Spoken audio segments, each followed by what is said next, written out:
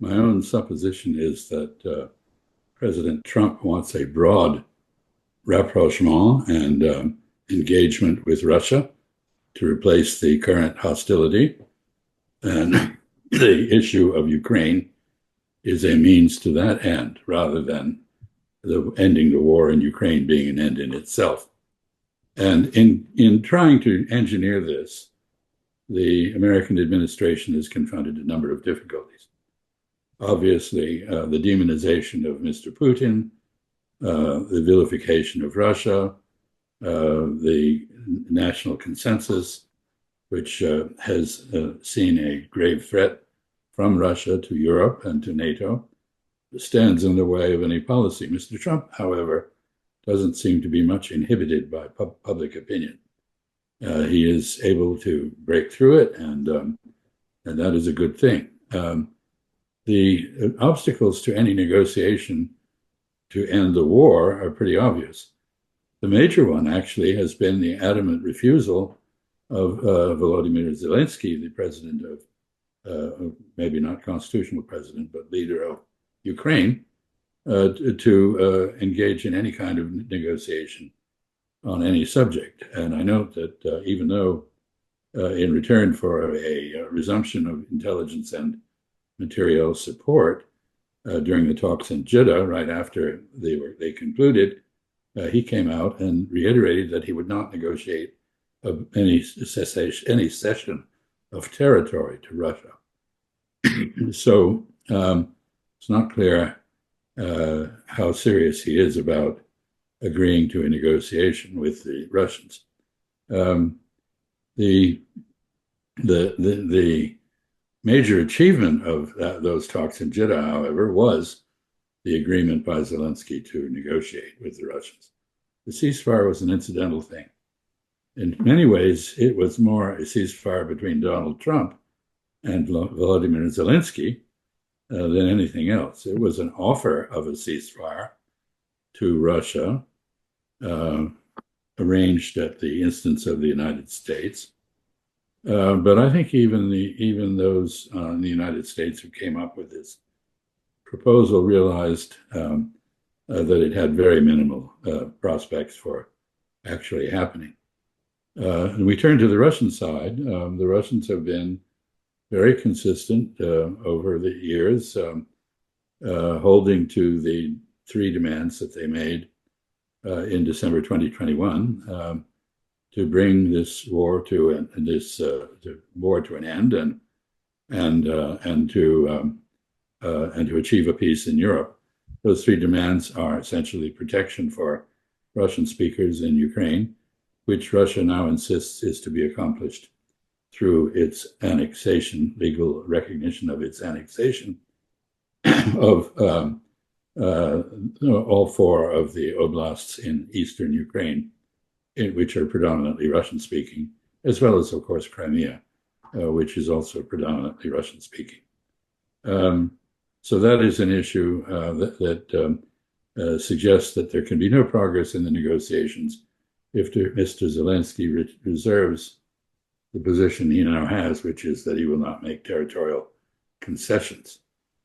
Second demand for the Russians, the most important one in many ways, was that Ukraine return to the neutrality in which it was born. Ukraine was recognized by Russia at its independence on the basis of a provision in its constitution and policy statements that declared it would remain neutral and not a member of any bloc. Of course, since then, Ukraine has been persuaded to apply to NATO for membership, and this has become a major campaign issue for Mr. Zelensky and the Ukrainians, as well as for some Europeans who embrace this position. I note here, however, that Mr. Rutte, the Secretary General of NATO, now openly admits that NATO membership is no longer on the table for Ukraine. So neutrality essentially means, in this context, and I recognize I'm speaking to an expert on neutrality, but I think in this case, it means no hostile forces on Ukrainian territory directed at Russia. The Russians initially put forward a lot of ancillary demands about armament levels and so forth on the part of the Ukrainians. I think all these things are negotiable, but neutrality is not. So essentially, to tie these two things together, Russia has been demanding a version of the Austrian State Treaty of 1955. That is a treaty which would guarantee the neutrality of Ukraine. It would not join any military bloc, but would also protect minorities in Ukraine in accordance with the CSCE, Commission on Security and Cooperation in Europe, rules, which provide that minorities should have the right to cultural autonomy and to use their own language for limited purposes, even in a state which is where the major official language is something else.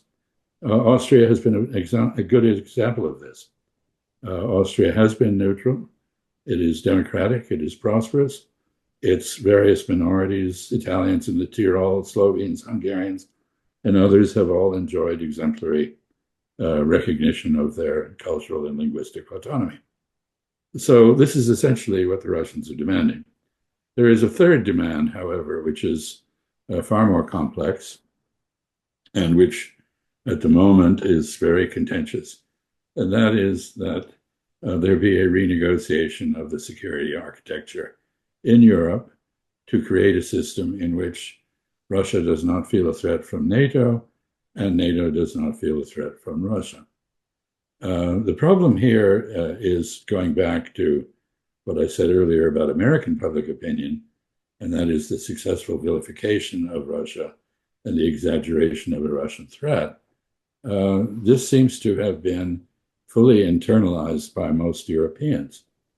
So we see now a discussion going on among Europeans, which is motivated by fear of American withdrawal from Europe, the abandonment of Europeans, or the conditioning of defense commitments under NATO, requiring the Europeans, after 80 years of relying on the United States to maintain order on their continent, to come up with some order of their own, and to do it, obviously, in cooperation with Russia, because Europe can't have a successful order if it excludes Russia and treats it as an enemy. But the Europeans seem to be still fixated on dividing Europe into rival military spheres of influence. And so rather than talking about political arrangements that might settle the Ukraine conflict and lead to an agreement on broad security and stability and peace in Europe, they are still talking about some things that are frankly fairly ridiculous, like peacekeepers in Ukraine, when there is no peace to keep. And when the peacekeepers would come from NATO, which means that the very reason the Russians went to war would be violated. Russia went to war to keep NATO out of Ukraine. So this is really silly talk, and the silliness is compounded by the statement of people like Sir Keir Starmer, the Prime Minister of the UK, who says, of course, we put troops on the ground in Ukraine, but they'd have to be backed by the United States. Well, the United States has made it abundantly clear it has had enough of Ukraine.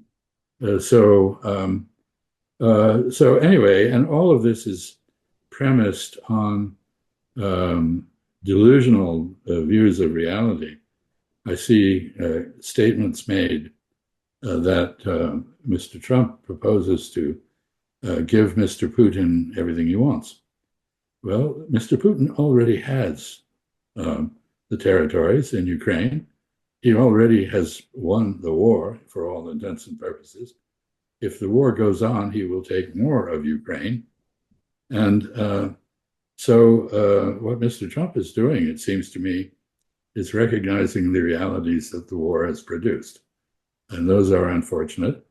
They have been particularly unfortunate for the Ukrainians, who may have lost as many as 1 million men in the battles, who have been depopulated, deindustrialized, de-democratized, and who are remain the poorest and most corrupt society in Europe. So this is when you ask, make sense of all this. It's got multiple parts. It's not easy to make sense of it. And we don't know, on top of this, what the skill level of the American diplomats involved is. We know that Sergei Lavrov and Ryabkov and others on the Russian side are very experienced. Mr.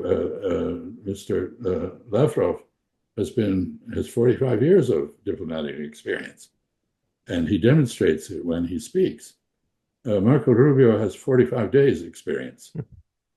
So we don't know how feasible an agreement might be, given the untested nature of some of the people who would have to negotiate it.